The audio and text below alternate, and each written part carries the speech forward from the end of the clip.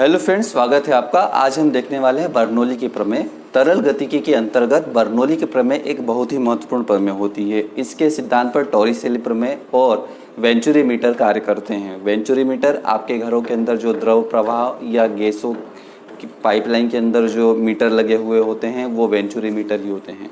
तो आज हम शुरू करने वाले हैं बर्नौली के प्रमेय। इसका जो कथन होता है और इसका जो स्टेटमेंट है उसको हम सिद्ध करेंगे।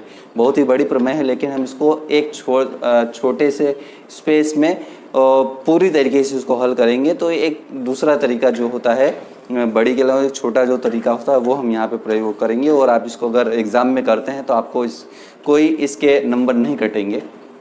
तो यहाँ पे हम सिद्ध करके लिखेंगे कि P plus half rho v square plus rho g h बराबर नियतांक होता है। तो इसके पहले हम यहाँ पे देखते हैं कि इसका जो कथन है वो क्या है। तो बर्नौली की जो प्रमेय है उसका जो कथन होता है वो ये कहता है कि यदि कोई अशांत असंपीड़ित द्रव, अशांत और असंपीड़ित धारा रेखीय प्रवाह में किसी असमान परिक्षेत्र की नली में, असमान परिक्षेत्र मतलब जिसका अलग अलग क्षेत्रफल होता है अलग अलग स्थान पर, उसके अंदर प्रवाहित हो रहा है, तो नली के प्रति एकांक आयतन में, ये चीज याद रखने की जरूरत है, प्रति एकांक आयतन में गतिज ऊर्जा, स्थितिज ऊर्जा तथा दाब ऊर्जा का जो योग होता है वो हमेशा क्या रहता है, नियत रहता है। तो ये चीज हमें मालूम है कि ये हमेशा नियत रहता है और इसको ही हमें सिद्ध करना है कि बराबर ये कैसे हो सकता है। तो हम यहाँ पे सिद्ध करेंगे कि सबसे पहले जो दाब ऊर्जा, गतिज ऊर्जा और जो स्थिर ऊर्जा है उसको हम यहाँ पे एस्टिमेट करें। तो सबसे पहले मैं यहाँ पे देख रहा हूँ गतिज ऊर्जा। गतिज ऊर्जा, अविरतता का सिद्धांत ये कहता है कि जो द्रव होता है अगर किसी नली के अंदर प्रवाहित हो रहा है तो एकांक समय में जितना द्रव्यमान का द्रव यहाँ पे इंटर होगा उतना ही द्रव्यमान का द्रव यहाँ से निर्गत होगा। मतलब रो A1 V1 बराबर A2 V2 तो आपने पढ़ा है, लेकिन वो सीधी सी तरीके से होता है कि एकांक समय में, जो हमने पिछले वीडियो में किया है, तो एकांक समय में जितना द्रव्यमान यहाँ से इंटर होगा उतना ही यहाँ से निकलेगा। तो पूरी जगह हम द्रव्यमान को यहाँ पे नियत मानते हैं और इस द्रव का वेग इसके अंदर मान लेते हैं कि v वेग से, एवरेज v वेग से प्रवाहित हो रहा है, उसका घनत्व क्या है, रो है। यह जो नली है वो सतह से h ऊंचाई पर है और एकांक समय में यह L दूरी तय करती है। एकांक समय में L दूरी तक वो द्रव प्रवाहित हो रहा है। तो गतिज ऊर्जा जो होगी वो हम जानते हैं, गतिज ऊर्जा होती है 1/2 mv²।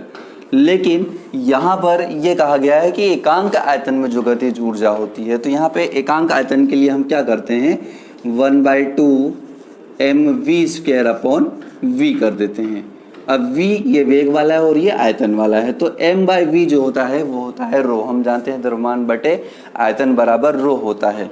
तो ये इक्वेशन आपकी बन जाएगी 1/2 रो v², और इसे इक्वेशन नंबर फर्स्ट नाम दे देते हैं। तो ये पहली चीज हमने यहाँ पे एस्टिमेट कर दी। दूसरा, स्थितिज ऊर्जा की बात करते हैं हम। स्थितिज ऊर्जा, अब हम जानते हैं कि जो द्रव है वो गुरुत्वीय बल के अधीन गति कर रहा है, गुरुत्वीय प्रभाव में गति कर रहा है, तो इस पर जो स्थितिज ऊर्जा होगी वो mgh होगी। h उसकी सतह से ऊंचाई होगी जिस ऊंचाई पर वह प्रवाहित हो रहा है। तो एकांक आयतन की जो स्थितिज ऊर्जा होगी वो होगी mgh अपॉन v, लेकिन वापस m अपॉन v को हम क्या बोलते हैं, रो बोलते हैं। तो ये हो जाएगा रो gh। ये होगी समीकरण नंबर 2। अब तीसरी है यहाँ पे दाब ऊर्जा।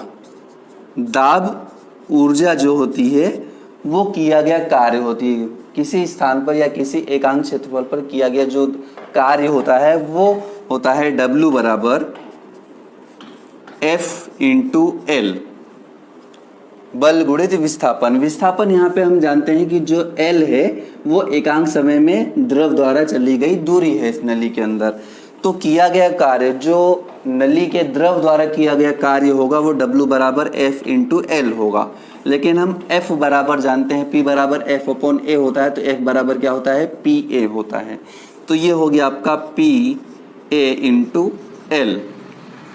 लेकिन हम ये जानते हैं जो A/L होता है क्षेत्रफल गुणित एक कोई विमा अगर हम ले लें, क्योंकि 3 विमाओं का गुणनफल हमेशा क्या होता है, आयतन होता है। तो क्षेत्रफल ऑलरेडी 2 विमाओं का क्या होता है, गुणनफल होता है, और एक विमा का अगर और गुणा कर दें तो ये जो राशि हमारे पास आएगी वो हो जाएगी PV। V मतलब आयतन। अब एकांक आयतन की अगर हमें ऊर्जा ज्ञात करनी है, दाब ऊर्जा, तो ये हो जाएगा W/V। W/V हो जाएगा, तो ये आपका हो गया PV/V बराबर P। ये समीकरण नंबर 3 हो गया। अब इक्वेशन हमें ये कहती है, कथन ये कहता है कि तीनों ऊर्जाओं का जो योग होता है नियत होता है। तो 3 ऊर्जाएं हमने यहाँ पे ज्ञात कर लिए, समीकरण 1, समीकरण 2, समीकरण 3। तो इन तीनों ऊर्जाओं को योग कर देंगे और बराबर क्या कर देंगे, नियतांक हो जाएगी। तो यहाँ पर जो दाब ऊर्जा होती है P प्लस गतिज ऊर्जा हाफ रो V² प्लस रो GH बराबर क्या हो जाएगा, ये नियतांक होता है। क्यों नियतांक होता है, क्योंकि जो यहाँ पे बर्नौली की स्टेटमेंट है वो यही कहती है कि तीनों ऊर्जाओं का योग क्या होता है, नियतांक होता है। अब ये जो इक्वेशन आपको दिखाई दे रही है इसे ही हम बोलते हैं बर्नौली की समीकरण। अब इसके अंदर हम एकांक द्रव्यमान की अगर ऊर्जा ज्ञात करें तो एकांक द्रव्यमान के लिए हमें क्या करना पड़ेगा, रो से भाग देना पड़ेगा। तो एकांक द्रव्यमान की जो ऊर्जा होती है, एकांक द्रव्यमान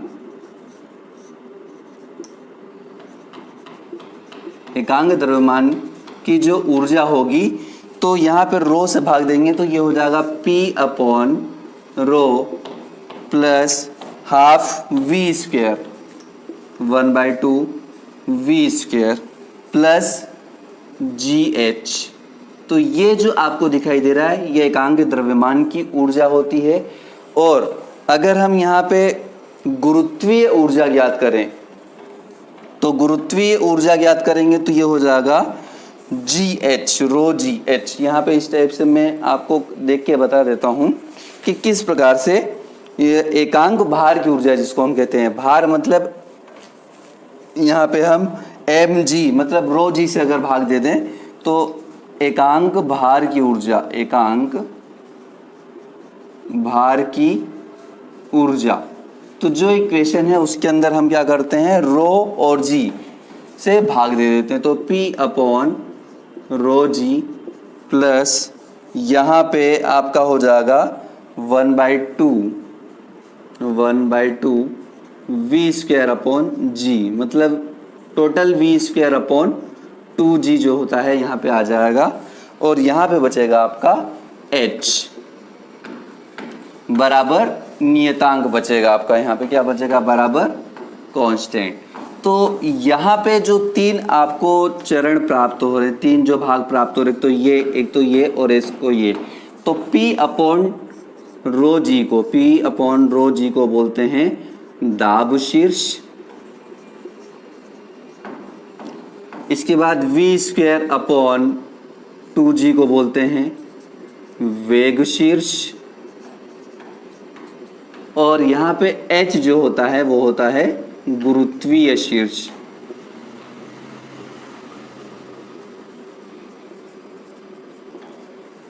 शीर्ष का मतलब ये उस स्थान पर अधिकतम जो ऊर्जा होगी उसको दर्शा रहे हैं। तो यहाँ पे दाब, जो अधिकतम दाब होगा P/रो जी होगा, जो वेग होगा अधिकतम V²/2G होगा, और जो ऊंचाई होगी अधिकतम, जो गुरुत्वीय बल जहाँ पे अधिकतम लगेगा वो लगेगा गुरुत्वीय शीर्ष H पर, इस जगह पे। तो ये बर्नौली के प्रमेय आपको समझ में आई होगी। इस वीडियो को सब्सक्राइब जरूर कीजिए, चैनल को, वीडियो को लाइक कीजिए और शेयर तब तक करिए जब तक कि ये वायरल ना हो जाए, क्योंकि ये बहुत ही छोट तरीके से, बहुत ही सूक्ष्म तरीके से हमने इस पूरे डेरिवेशन को सॉल्व किया है। तो इस वीडियो को लाइक कीजिए, शेयर कीजिए, सब्सक्राइब जरूर कीजिए चैनल को। तब तक के लिए जय हिंद।